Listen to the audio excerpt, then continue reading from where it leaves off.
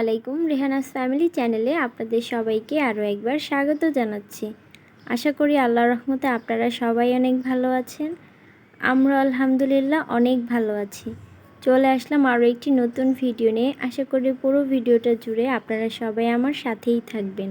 কি ভয়ঙ্কর একটা ঘূর্ণিঝড় গেল। আমরা তো সবাই যারা আরামে ছিলাম তারা তো আরামেই ছিলাম, কিন্তু দক্ষিণাঞ্চলের অবস্থা কিন্তু অনেকটাই খারাপ হয়ে গিয়েছে, সেটা তো আপনারা সবাই জানেন। তাদের অবস্থা কিন্তু আমাদের মতো এত সুন্দর ছিল না যে এই যে বাসায় বসে খিচুড়ি, পোলাও, মাংস এগুলো খাবে। তাদের তো ঘরবাড়িই ছিল না, এরকম একটা অবস্থা। তো যাই হোক, সবার ভিডিওতে খিচুড়ি রান্না দেখতে দেখতে একদম তো পুরো লোভই লেগে গেছে। তাই ভাবলাম যে আজকে সকালের নাস্তায় আমরাও খিচুড়িটা বানিয়ে ফেলি। তাছাড়া গতকাল রাতে আমার শ্বশুরও বলছিল বৃষ্টি আবহাওয়াতে একটু খিচুড়ি হলে বেশ ভালোই হয়।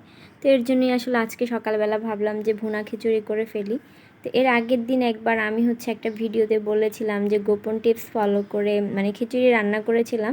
তো সেখানে কিছু কমেন্টে ছিল যে আমি কি মশলাটা দিয়েছি, সেটাই আমি কিন্তু বলেও দিয়েছিলাম যে আমি বিরিয়ানি মশলা ব্যবহার করে রান্না করেছি, কিন্তু সেদিনের ভিডিওতে আসলে আমি ওইভাবে দেখাতে পারিনি। তো আজকে আপনাদের সাথে কিন্তু আমি ডিটেলসে দেখিয়ে দিচ্ছি। খিচুড়িটা যখনই রান্না করা হয় না, তখনই যদি একটু ঝরঝরে না রেখে একটু নরম রাখলেই কিন্তু ভালো হয়। ওইরকম খেতেই আসলে খিচুড়িটা ভালো লাগে। যেমন পোলাওটা কিন্তু ঝরঝরে হয়, ওরকম যদি খিচুড়ি রাখা হয় তাহলে কিন্তু খেতে একদমই ভালো লাগে না। আর আমরা গতকাল আর কি মুরগি মাংস রান্না করেছিলাম, তো সেখান থেকে কিন্তু বেশ কিছু তরকারি রয়ে গিয়েছে।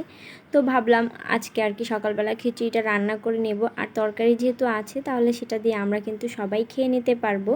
খিচুড়ি রান্নার সময় কিন্তু আমি সবসময় গাজর কুচি বা পোলাও রান্নার সময়ও দিয়ে থাকি, যাতে দেখতে অনেকটা সুন্দর লাগে। তো এই যে আজকে কিন্তু আমি আপনাদেরকে দেখিয়ে দিচ্ছি। তো এই যে বিরিয়ানির যে প্যাকেটটা আছে রাঁধুনির, তো সেখান থেকেই নিয়ে কিছুটা পরিমাণ, এটা আসলে যে যতটুকু পরিমাণ রান্না করছে ততটুকু বুঝেই দিলেই হয় কিন্তু। তো সেটাকে আমি পানি দিয়ে ঢাকনা দিয়ে ঢেকে রেখে এসেছি। আর এখন আমি টেবিলটাকে একটু গুছিয়ে নেব। এই জিনিসগুলো কিন্তু কিছুদিন ধরে রান্নাঘরেই ছিল। আসলে ওই যে গুছাতে পারছিলাম না দেখে কোনো কিছু ঠিকভাবে রাখাও হচ্ছিল না। তো আজকে আর কি ভাবলাম যে সব কিছু ঠিকঠাক মতো রেখে দিই জায়গা মতো, তাহলে তো দেখতেও ভালো লাগবে। আর এদিকে আমার খিচুড়িটা কিন্তু রান্না করা হয়ে গিয়েছে। আমি মুরগির মাংসটাও গরম করে নিয়েছিলাম, সাথে কিন্তু একটু সালাদও কেটে নিয়েছি। এখানে শসা আর লেবুটা কেটে নিয়েছিলাম। তো বাসার বাকিরা কিন্তু খেয়ে নিয়েছে, আমি এখন খাবো। তা এর জন্য আমার প্লেটটা আমি সুন্দর করে সাজিয়ে গুছিয়ে নিয়েছি। খাবারের প্লেটটা যদি সুন্দর করে সাজানো গোছানো হয় তাহলে কিন্তু দেখতে অনেক বেশি ভালো লাগে। তারপরে খাবারটা খেয়ে নিয়েছিলাম। আর এখন এই যে হুমারার বাবার জন্য 1 কাপ কফি বানিয়ে নিচ্ছিলাম। আমাদের রাস্তায় আবার পানি উঠেছে, সেজন্য আর কি উনি অফিস যেতে পারছে না। তো আজকে উনি বাসায় আছে, এর জন্যই আর কি আজকে সকালবেলা কফি দিচ্ছিলাম। না হলে দেখা যেত যে এমনি দিন তাকে চাই দিতে হতো। কফি তেমন একটা খায় না, আর খেলেও সেটা সন্ধ্যার পরে বা রাতের দিকে এরকম সময় খায়। তো যাই হোক, ওনাকে কফি দিয়ে আমরা আর কি চলে এসেছিলাম এই বাড়ির ছাদটা দেখার জন্য। এই বাসার ছাদটা নাকি অনেক সুন্দর, গিয়ে তো দেখি সত্যিই অনেক সুন্দর একটা ছাদ। পুরো ছাদ জুড়েই আর কি বাগান করা হয়েছে, দেখে বেশ ভালোই লাগলো। ছাদে গিয়ে প্রথমে আমরা ভেবেছিলাম যে এখানে যত গাছ আছে সবগুলোই হয়তো এই বাড়ির মালিক যিনি তিনিই লাগিয়েছেন। পরে ওনার কাছ থেকেই জানতে পারলাম যে এগুলো সব কিছুই ওনার না, পুরো বাড়িতে যত ভাড়াটিয়া আছে সবারটাই মিলে ঝিলে এখানে রাখা হয়েছে। তো আমরা ভাবলাম যেহেতু আমাদের বারান্দাগুলো একদমই ছোট, তারপর আলো বাতাস তেমন একটা আসে না, তাহলে আমরাও আমাদের গাছগুলোকে ছাদে এনে রাখবো, তাহলে আর কি গাছগুলো অনেক ভালো থাকবে। সকালবেলা যেহেতু বৃষ্টি হয়েছিল, এর জন্য কিন্তু ছাদটা এখন পর্যন্ত ভিজে ভিজে রয়ে গিয়েছে। তো যাই হোক, হুমায়রা তো একটা চশমা নিয়ে গিয়েছে, ছাদে গিয়ে তো বেশ খুশি। তারপরে এই যে দেখেন কি সুন্দর মাচা করে আর কি এখানে করলা, তারপরে চিচিঙ্গা, ঝিঙ্গা সব কিছুই কিন্তু লাগানো হয়েছে, সাথে কিন্তু পেঁপে গাছও আছে। আপনাদেরকে এই পুরো ছাদটাই একবার দেখিয়ে দিই, কোনো কিছুই বাদ নেই। এই যে সুটকেস, লাকেস যাই বলেন না কেন, পানির ফিল্টার সব কিছুতেই একদম মাটি ভরে গাছ লাগিয়ে দিয়েছে, কিছুই বাদ দেয়নি। তারপর ফলের যে ঝুড়িগুলো আছে সেগুলোর মধ্যেও গাছ লাগিয়েছে, দেখে বেশ ভালোই লাগলো। পুরো বাড়ির ছাদটা জুড়েই আর কি এরকম গাছ, এত বেশি ভালো লাগছিল। আর সেদিন অনেক বেশি বাতাস ছিল, ওই যে ঝড়ে গাছ অনেকগুলোই পড়ে গিয়েছে। ছাদে গিয়ে দেখলাম যে এখানে কলা গাছও আছে, মানে কোনো গাছ বাদ নেই, ওষুধি গাছও যা বলেন সব কিছুই কিন্তু আছে। তারপরে দেখলাম যে বেগুন গাছে মাশাআল্লাহ অনেক সুন্দর বেগুন ধরেছে। কারা যে গাছগুলো লাগিয়েছে সেগুলো কিন্তু আমি জানি না, কিন্তু এই যে আমি কিন্তু ভিডিও করে নিয়ে এসেছি, এটাই আমার জন্য সুবিধা হয়েছে। বাসায় নিয়ে আসার পর এসব ভিডিও দেখে তো আমার শাশুড়ি বলছে যে উনিও ছাদে গাছ লাগাবে। পরে কিন্তু আমরা আর কি বাড়িওয়ালাদের সাথে কথা বলে আমরা কোথায় গাছ লাগাবো বা কোথায় আমাদের গাছগুলো রাখবো সেই জায়গাটা কিন্তু আমরা ঠিক করে এসেছি। এই ছাদের সবচেয়ে সুন্দর আর আকর্ষণীয় জিনিসটাই হচ্ছে এই কাঠগোলাপ গাছ। আমি অনেক কাঠগোলাপ গাছের কথা শুনেছি, কিন্তু কখনো আসলে বাস্তবে আমার দেখা হয়নি, যেহেতু এই গাছগুলো আসলে আমি কোথাও দেখিনি। এর জন্য তো মানে দেখেই একদম অবাক হয়ে গিয়েছি, মানে এই ফুলের ঘ্রাণটা এত বেশি সুন্দর। মানে আমার ননদও বলতেছে যে এই গাছটা দেখে ওরও অনেক বেশি ভালো লাগছিল।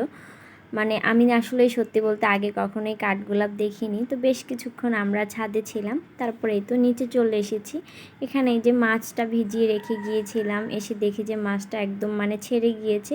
তারপর মাছটাকে ধুয়ে নিয়ে এখন কিন্তু আমি ভাজার জন্য দিয়ে দিয়েছিলাম। এই মাছটা আবার আমার শ্বশুর খেতে তেমন একটা পছন্দ করে না, কিন্তু আজকে ভাবলাম যে একটু রান্না করেই ফেলি, দেখি উনি খায় কি না। মাছটা ভুনা করব, সাথে এই যে লাউ শাকটা ভাজি করব। আপনারা অনেকে আমার ভিডিও দেখলে দেখবেন যে আমি ম্যাক্সিমাম দিনেই আর কি মাছটা ভুনা করে ফেলি, মানে তরকারি দিয়ে খুবই কম রান্না করা হয়, আর সাথে যে কোনো একটা সবজি ভাজি করে রাখি। আজকে যেমন শাকটা ভাজি করে নিচ্ছিলাম, আজকে আবার বাসায় আলু নেই, এর জন্য শুধু শাকটাই ভাজি করে নিচ্ছিলাম। তারপরেও কিন্তু শাকটা খেতে অনেক বেশি ভালো হয়েছিল। তো শাকটার মধ্যে আসলে সেরকম কোনো কিছু দেওয়ার প্রয়োজন হয়নি, শুধু হলুদ লবণ তারপরে হচ্ছে পেঁয়াজ কাঁচামরিচ দিয়ে আমি শাকটা রান্না করে নিচ্ছিলাম। সব সময়ের মতো আজও কিন্তু আমি একবারেই বসিয়ে দিয়েছি, আলাদা করে সেদ্ধ করে নিই। আমার কাছে আলাদা করে সেদ্ধ করা তারপরে হচ্ছে মানে আবার তেলে বাগার দেওয়াটা কেমন একটু ভেজাল লাগে, এর জন্য কিন্তু আমি হচ্ছে একবারেই দিয়ে দিয়েছিলাম। আর এখানে কিন্তু মাছটা ভাজা হয়ে গিয়েছে, সেজন্য পেঁয়াজটাকে ভালো করে ভেজে নিয়েছি। আর বাসায় টমেটো নেই, রাস্তার মধ্যে এত পানি উঠেছে যে যাওয়ার কোনো উপায়ও নেই। তো এর জন্য বাসায় যে টমেটো সেদ্ধ করে সসের মতো করে রেখে দিয়েছিলাম সেটাই আজকে কাজে লাগিয়ে নিলাম। আসলে কিছু কিছু জিনিস আছে ফ্রোজেন করে রাখলে দেখা যায় যে পরে কাজে আসে, কিন্তু আমাদের ফ্রিজটা যেহেতু ছোট, তো আমরা চাইলেও কিন্তু অনেক কিছু ফ্রোজেন করতে পারি না। এদিকে কিন্তু আমার শাকটা রান্না হয়ে গিয়েছে, তো আমি শাকটাকে বেড়ে নিচ্ছিলাম। আপনারা যারা যারা এখন পর্যন্ত আমার ভিডিওটি কন্টিনিউ করছেন তারা যদি লাইক দিতে ভুলে গিয়ে থাকেন প্লিজ লাইকটা দিয়ে নেবেন। আর আমার চ্যানেলে আজকে যারা নতুন ভিজিট করছেন, আমার কাজের কোনো অংশ যদি আপনাদের কাছে ভালো লেগে যায় চাইলে কিন্তু আমার চ্যানেলটিকে সাবস্ক্রাইব করে আমার পাশে থেকে যেতে পারেন।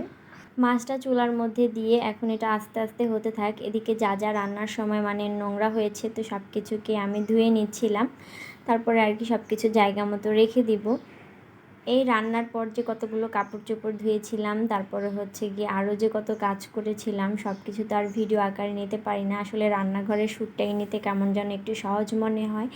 তো যাই হোক, তারপরে হচ্ছে এটা একদম বিকালবেলা, মানে বিকাল কোথায় একদম সন্ধ্যা হয়ে গিয়েছে। তো আজকে একটু পাস্তা রান্না করব। তো পাস্তাটা প্রথমে সেদ্ধ করে নিয়েছিলাম লবণ দিয়ে।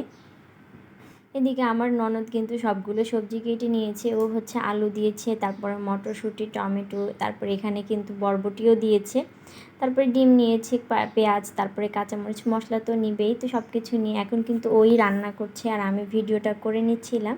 ও যেহেতু রান্না করছে তাই ভাবলাম স্ট্যান্ডে না দিয়ে এইভাবে হাতে ধরে ভিডিওটা করে নিই।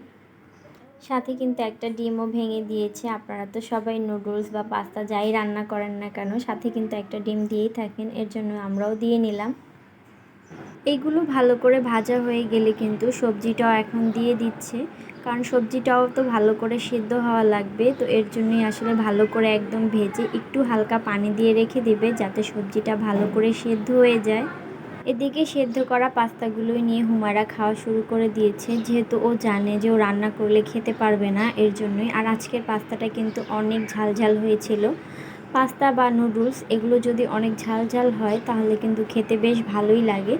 সাথে কিন্তু টমেটো সসটাও দিয়েছিল, এর জন্য কিন্তু রঙটা দেখতে অনেক বেশি সুন্দর হয়েছে। তো এগুলো যেহেতু এখানে হচ্ছে, এক পাশের চুলায় কিন্তু আরও একটা ডিম সেদ্ধ করে নিচ্ছিল।